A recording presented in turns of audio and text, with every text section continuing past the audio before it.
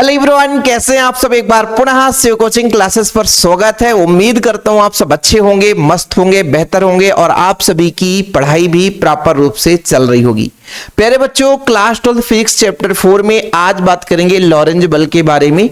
बहुत ही simple way में आपको समझाएंगे।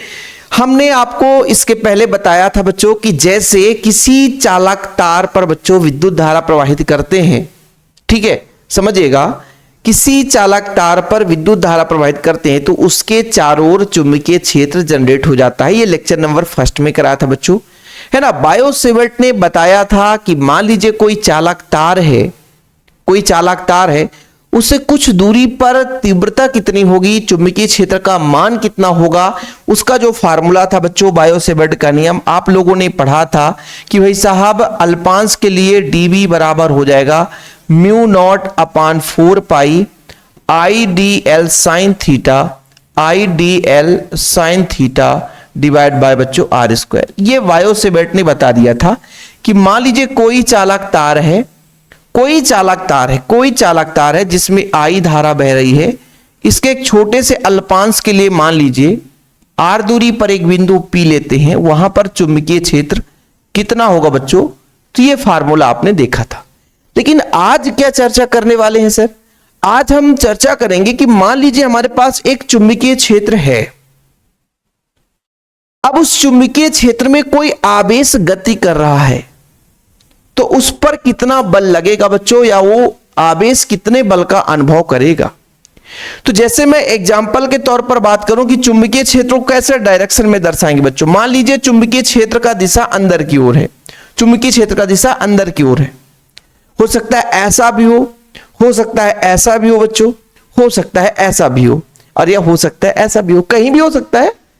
चुंबकीय क्षेत्र का डायरेक्शन कहीं भी हो सकता है, ठीक है। जैसे मैं कहता हूं कि चुंबकीय क्षेत्र का डायरेक्शन अपन बना देते हैं बच्चों, यहां पे बनाते हैं, देखिएगा चुंबकीय क्षेत्र का डायरेक्शन कुछ इस तरीके से अंदर की ओर है। कहां है प्यारे बच्चों? चुंबकीय क्षेत्र का डायरेक्शन अंदर की ओर है।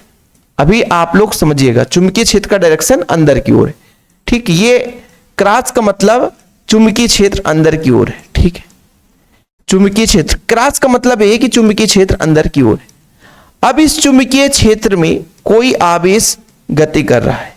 अब लो भैया चुंबकीय क्षेत्र बना दिया। हमेशा चुंबकीय क्षेत्र को बच्चों ऐसे ही क्रॉस का मतलब होता है कि अंदर की ओर चुंबकीय क्षेत्र है। अब इसमें एक आवेश गति कर रहा है। यहां से मैंने कहा कि एक आवेश को भेजा गया। इस आवेश का जो परिमाण है बच्चों वो Q है, और इसका जो वेग होगा, वेग एक डायरेक्शन है, सदिश राशि है, तो v वेग से आगे की ओर गति कर रहा है। अब आप सबको पता है कि हमारा क्लासरूम में टीचर एक पढ़ा रहा बच्चों। जब कोई बच्चा हमारे क्लासरूम में आएगा तभी वो पढ़ पाएगा, हमारे बल का अनुभव कर पाएगा।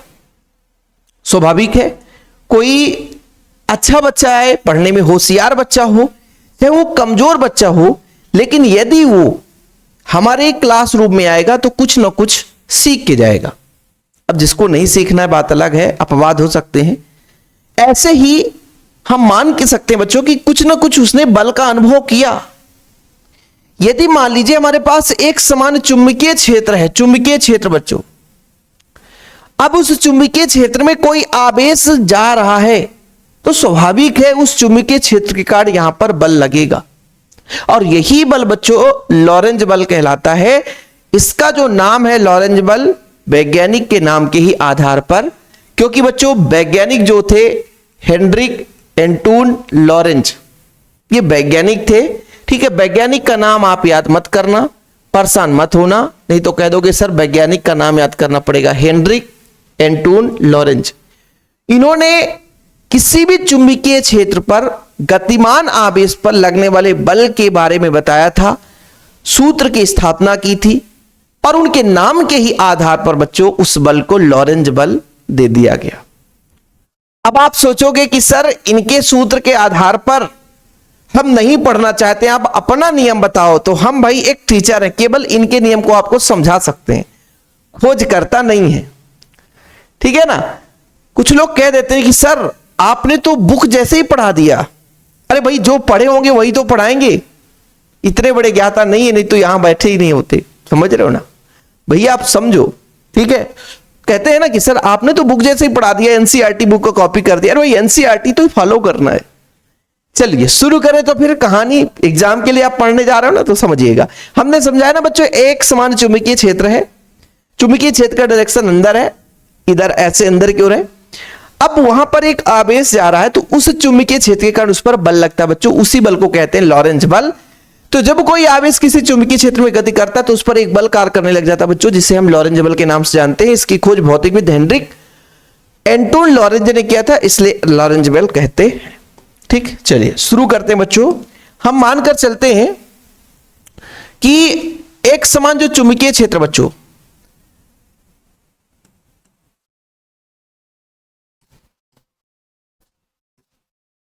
या ऐसा लिखो, चुंबकीय क्षेत्र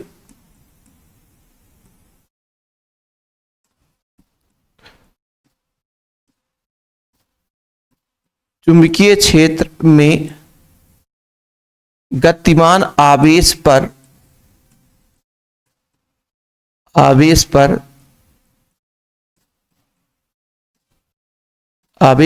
लगने वाला बल,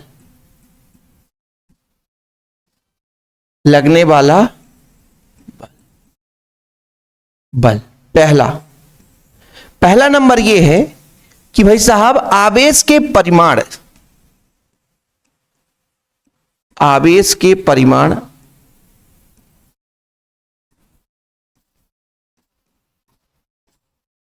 क्यू है बच्चों। आवेश का परिमाण कितना है? क्यू है। आवेश के परिमाण क्यू के अनुक्रमानुपाती होगा।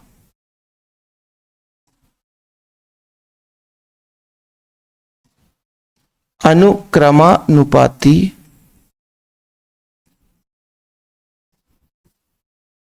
होता है, अनुक्रमानुपाती होता है, अर्थात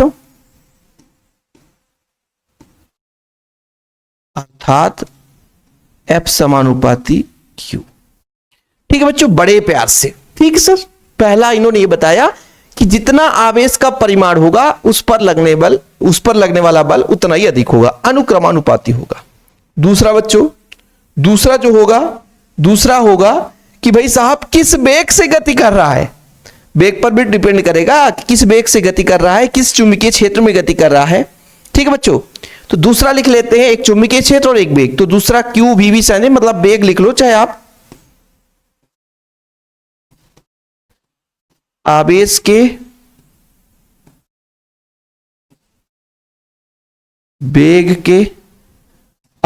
वेग भी के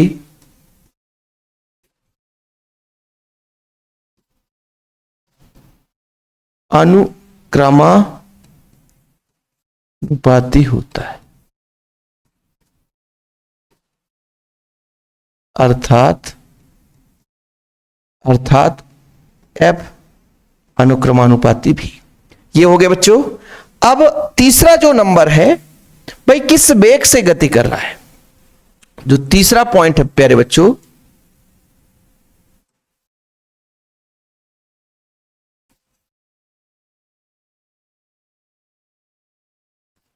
चुंबकीय क्षेत्र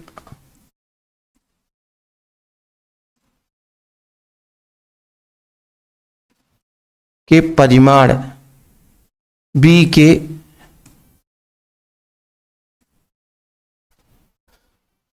ठीक, टेढ़ा तो नहीं हो, टेढ़ा ओढ़ा चल जाएगा सर, हमें तो पढ़ने से मतलब है।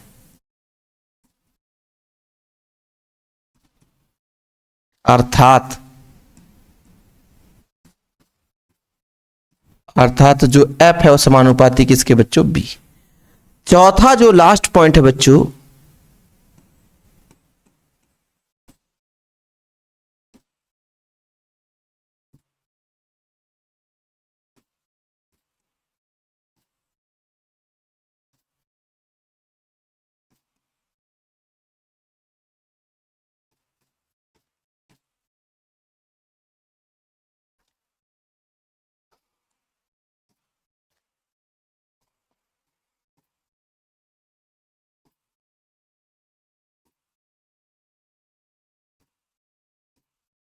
ठीक,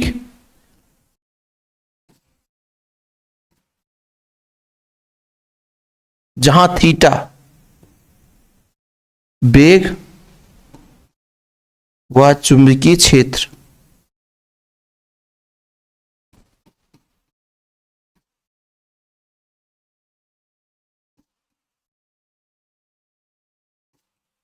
ठीक है बच्चों, ये चीज हो गया जहां थीटा भी और बी के बीच का कोण है। देखो भाई मैं ये कह रहा हूं कि आवेश इस पर गति कर रहा है तो हो सकता है कुछ ना कुछ कोण बनाएगा, 10 डिग्री, 15 डिग्री, 20 डिग्री, 25 डिग्री, हो सकता है जीरो समांतर हो सकता है 90 डिग्री पर। बच्चों इस पर हम लास्ट में कंडीशन बताएंगे कि कब उस पर अधिकतम बल कार्य करता है। फिलहाल यहां तक किसी को प्रॉब्लम तो नहीं होनी चाहिए।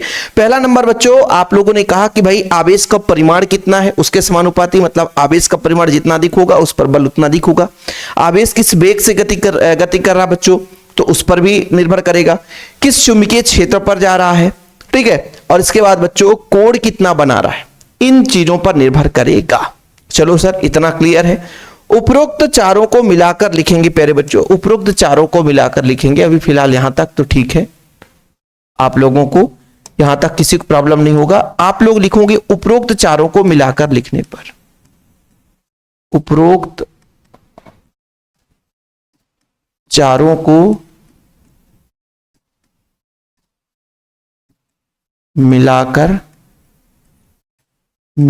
लिखने पर, जब उपरोक्त चारों को मिलाकर लिखने पर मिलाएंगे बच्चों तो F समानुपाती पहले आवेश के परिमाण के, आवेश के वेग के, चुंबकीय क्षेत्र के परिमाण के और साइन थीटा के अनुक्रमानुपाती।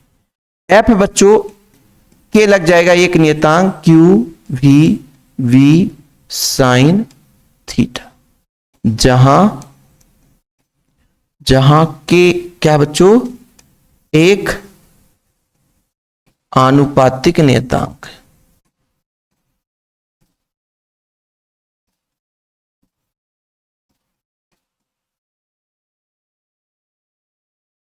ठीक सर व्यंजक खत्म। हाँ भाई यहीं तक तो था, थोड़ा बहुत और आगे हम बात कर लेंगे, चिंता ना करें, ठीक है। अभी फिलहाल यहां तक क्लियर है आपको बच्चों, जहां के एक आनुपातिक नियतांक है। अब देखो बच्चों चुंबकीय क्षेत्र ऐसा होना चाहिए कि K का मान जो है बच्चों हमेशा 1 रहे, ठीक है। चुंबकीय क्षेत्र ऐसा हो,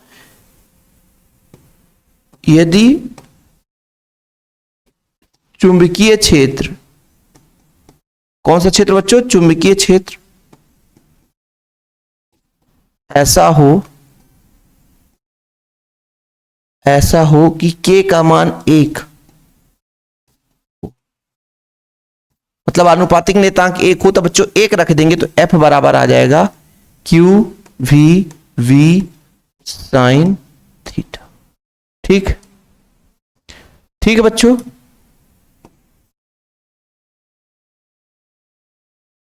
और ये आपका लॉरेंज बल का सूत्र निकलकर आ गया है। बस इसका सदिश रूप 1 मिनट में आ जाएगा बच्चों, V क्रॉस B। आप लोगों ने A क्रॉस B बराबर AB साइन थीटा पढ़ा ही होगा, तो यहां V क्रॉस B बराबर BB साइन थीटा, खत्म कहानी। देखना बच्चों यदि मैं आपसे कह दूं कि इसका सदिश रूप बताओ तो आप आसानी से बता दोगे, सदिश रूप बताओ, ठीक है। थोड़ा सा यहां पर मैं बता देता हूं सदिश रूप,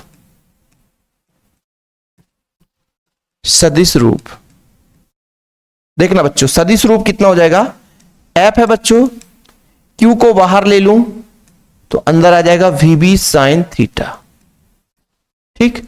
तो A क्रॉस B बराबर AB साइन थीटा होता है, तो A क्रॉस B यानी V क्रॉस V। अब ऐसा क्यों हुआ, तो ऐसा क्यों हुआ, तो चूंकि A क्रॉस B बराबर, A क्रॉस B बराबर क्या होता है फिर बच्चों, AB साइन थीटा होता है। कितना होता है, AB साइन थीटा, इसलिए अपन ये सदिश रूप निकाल दिए। ये हो सकता है किसी बच्चे को जरूरत हो, ऑब्जेक्टिव क्वेश्चन कभी पूछ दे, तो ऐसा पॉइंट भी मैं छोड़ना नहीं चाहता हूं। लॉरेंज बल का सदिश रूप ये चीज आ जाएगा। अब इससे कई प्रकार से क्वेश्चन बन सकता है बच्चों। यदि आवेश का मान बढ़ाएं तो F का मान बढ़ेगा, वेग यदि बढ़ा दें बच्चों तो लॉरेंज बल का मान बढ़ जाएगा। कोण के ऊपर डिपेंड करता है, कोण 90 डिग्री है कि 180 डिग्री है, 0 डिग्री है, ठीक है बच्चों।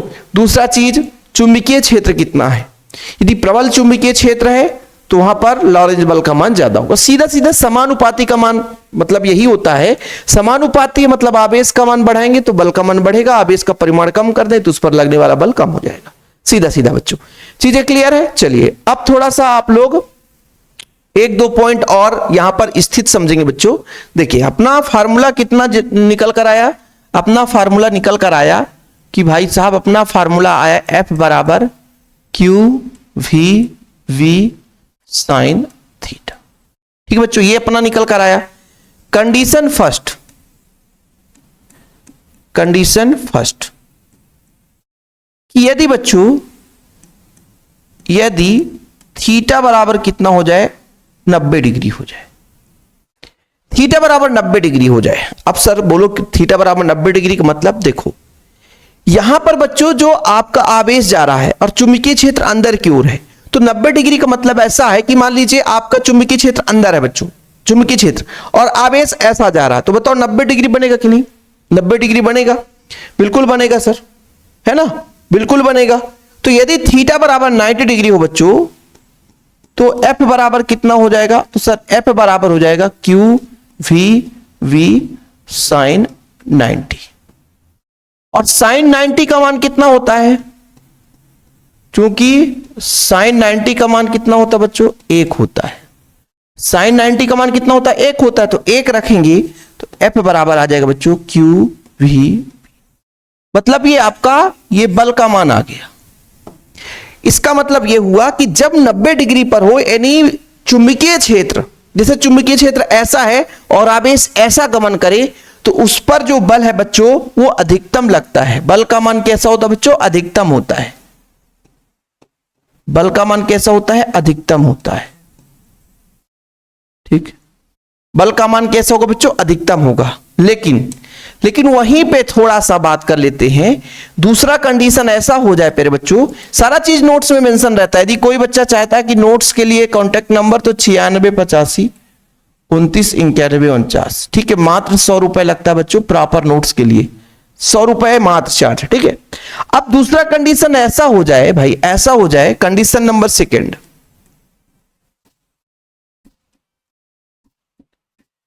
कंडीशन नंबर सेकंड ऐसा हो जाए कि यदि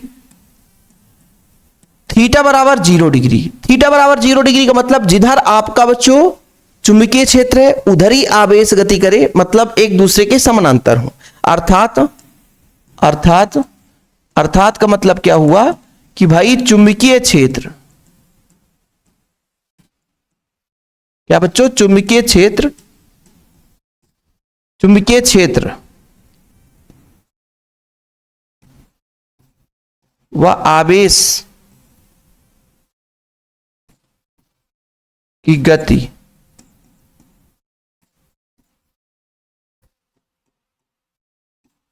समांतर हो, समानांतर हो, है ना। अब जब ऐसा होगा तो बोलोगे सर बड़े प्यार से हम रख देंगे 0 डिग्री,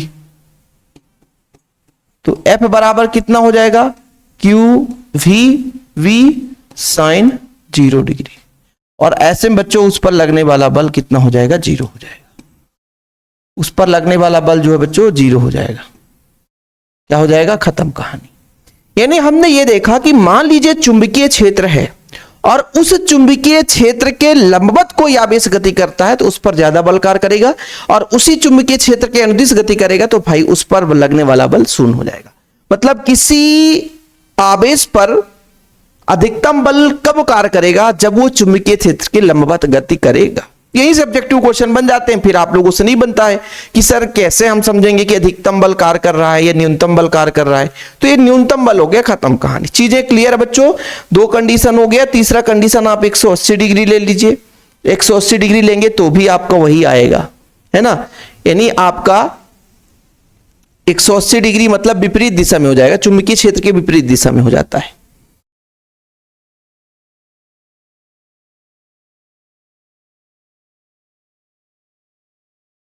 ठीक, चलो कोई दिक्कत नहीं है। थीटा बराबर अपन ने कर लिया बच्चों, ठीक है। यदि थीटा 0 डिग्री हो या थीटा मान लीजिए 180 हो, सेम ही वैल्यू आएगा, ठीक है, क्योंकि 180 का मान भी शून्य होता है बच्चों। अब यदि एक चीज और मैं आपसे कह देता हूं, एक चीज और बता दूं यहां पे, थोड़ा सा मैं एक चीज और बता दूं, यदि बता दूं कि यदि आवेश का वेग शून्य हो तो क्या होगा?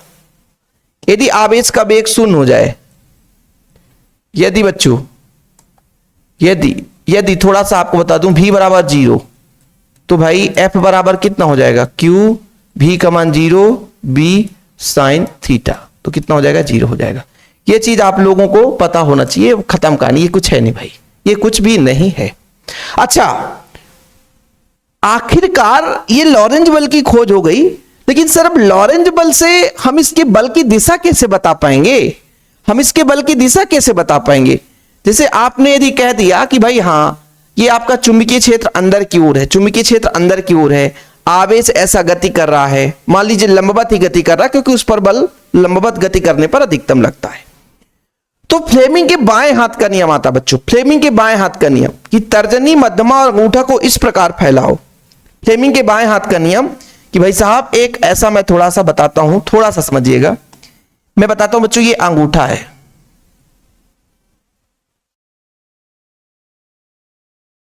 ठीक, अरे सर ये थोड़ा सा अंगूठा है, ठीक है, अंगूठा है और ये तर्जनी है, अंगूठा, तर्जनी, मध्यमा, ये आपका मध्यमा है बच्चों, और दो और उंगली होंगी, इतने लंबे चौड़े,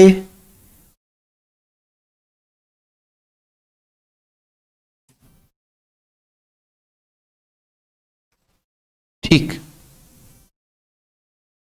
अब बढ़िया बन गया यार, अब बढ़िया बन गया। देखो भाई, ये अंगूठा है, अंगूठा, तर्जनी, मध्यमा को इस प्रकार फैलाओ कि परस्पर लंबवत है। अब यदि जो भाई, ये जो आपका तर्जनी है, ये चुंबकीय क्षेत्र की दिशा को बताए, चुंबकीय क्षेत्र की दिशा को बताए, चुंबकीय क्षेत्र की दिशा को बताए, और ये जो मध्यमा बच्चों, ये आपके आवेश के गति की दिशा को बताए, मतलब आवेश किस दिशा में जा रहा है, जैसे आवेश इधर जा रहा है, चुंबकीय क्षेत्र इधर जा रहा है, ठीक है। तब अंगूठा जो बच्चों, ये लगने वाले बल की दिशा को बताएगा, लेकिन ध्यान रहे ये परस्पर लंबवत हो, इनके बीच जो कोण है बच्चों वो 90 डिग्री का बने। कितना बने बच्चों, 90 डिग्री। इनके बीच जो कोण बने कितना डिग्री बने बच्चों, 90 डिग्री का बने।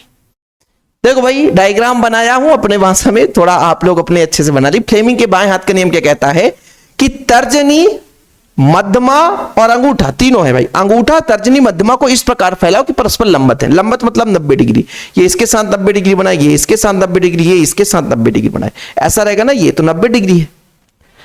अब बच्चों, ये जो चुंबकीय क्षेत्र की दिशा को बताएगा, इधर ये चुंबकीय क्षेत्र का दिशा है, चुंबकीय क्षेत्र का दिशा है, ठीक है सर, और ये आवेश की गति को दिशा, मतलब आपकी ओर आ रहा है, तब अंगूठा लगने वाले बल की दिशा को बताएगा। अभी यदि मैं ऐसा हो जाऊं, ऐसा हो जाऊं, तो ये जो बच्चों चुंबकीय क्षेत्र की दिशा को बताएगा। हाँ भाई, चुंबकीय क्षेत्र की दिशा की ओर ये उंगली हो, ऐसा नहीं कि चुंबकीय क्षेत्र इधर है आप इधर कर लिए।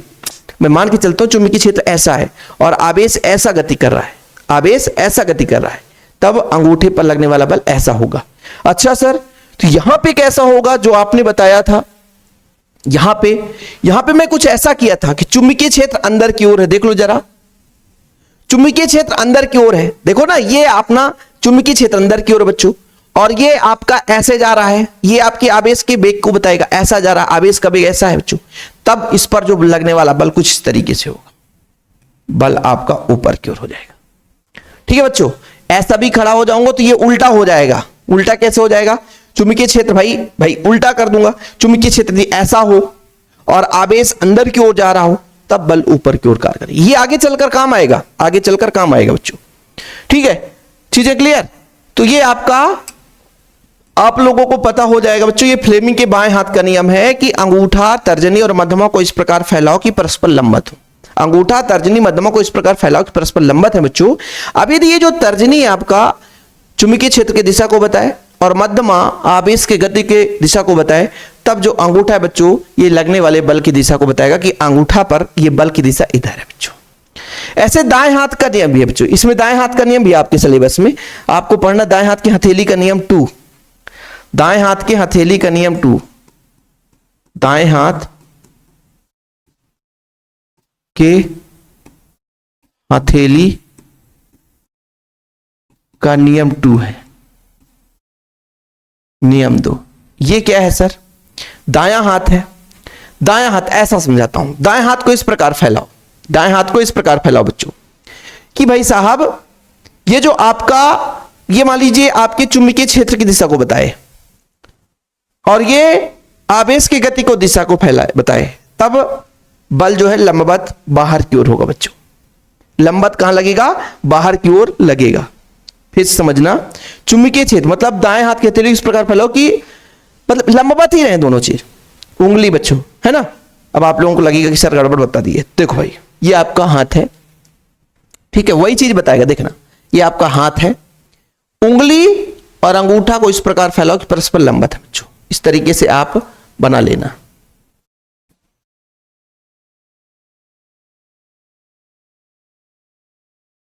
ये हाथ बना दिया, चलो कोई बात नहीं है। अरे हाथ मत बनाओ सर, सिर्फ इतना समझा दो, ठीक है। चीजें क्लियर बच्चों? फिर से एक बार बता देता हूं।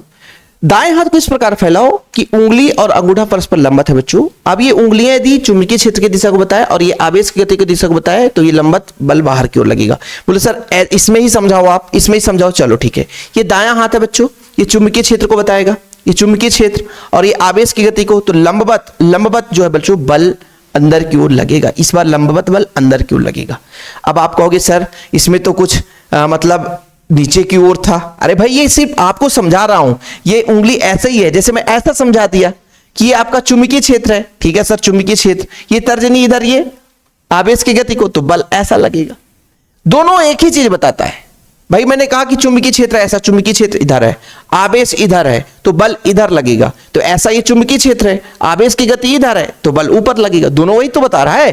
फ्लेमिंग का बाएं हाथ नियम देखो, बताओ क्या है। ये फ्लेमिंग का बाएं हाथ है, ये आपके चुंबकीय क्षेत्र को बताता है, इधर आपके ओर ये आवेश की गति को बताएगा, तो बल ऊपर की ओर लगेगा। अब चलो दाएं हाथ का हथेली का नियम क्या कहता है? ये चुंबकीय क्षेत्र है, ये आपके ओर आ रहा भैया क्या? आवेश, तो इस पर बल लंबवत ऊपर की ओर लगेगा, है ना। तो इस आधार पर लॉरेंज बल की व्याख्या कर दी। सारा चीज नोट्स में लिखा रहता है, तो इसको मैंने नहीं लिखा क्योंकि भाई साहब मैं सोचा कि वैसे भी आप लोग समझदार हो, इतना लिख लोगे।